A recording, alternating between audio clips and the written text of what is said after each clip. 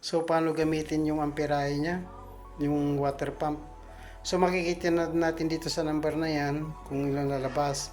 I-set naman natin sa 20. Yan, sinit ko na. Okay, yan. Nakaset na yung pointed niya. Nandun na sa 20 yun. Kita ganyan. O, 20. Yung pointer na gano'n, yung pointer. Naka 20 amperes. So, check natin kung ilang ampera yung water pump. Yan, makikita natin dito.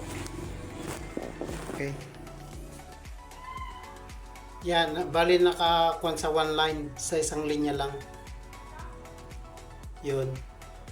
Lagay natin sa isang linya. And then, dito naman natin mababasa yung ampera niya. Okay.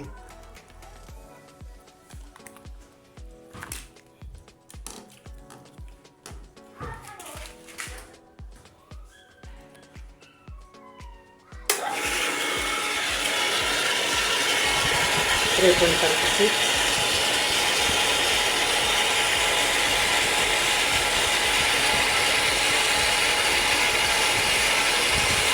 Okay.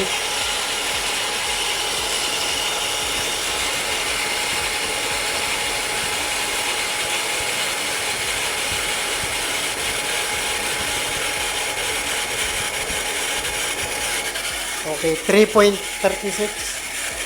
Saka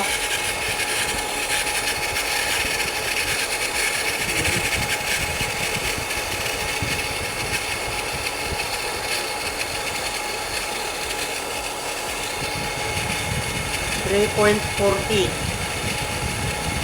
Okay, kwentahin natin kung ilang watts yan. 3.40.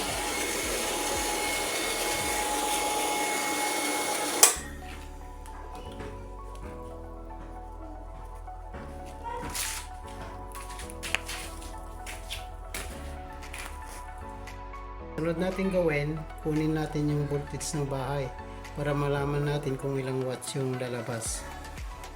Okay, set natin sa voltage. So, yan na yung lumabas. Yan yung voltage ng bahay namin, 239. So, naka-steady siya sa 239. Yan, dyan tayo saka natin quinten para maglabas yung 239. Okay. Bali, yan ang gagawin natin. Ito yung volts. Ay, hindi. 239 pala. 239 volts. Volts yan. Times natin sa 3.40. 3.40 amperes.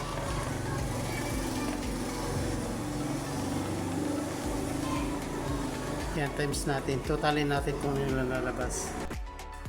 So, lumabas sa kita natin, 812. So, yung labasan dito, 812.6.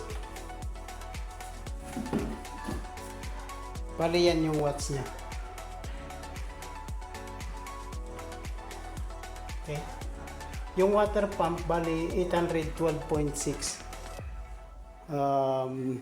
watts. Ganyan lang magkwenta ng watts.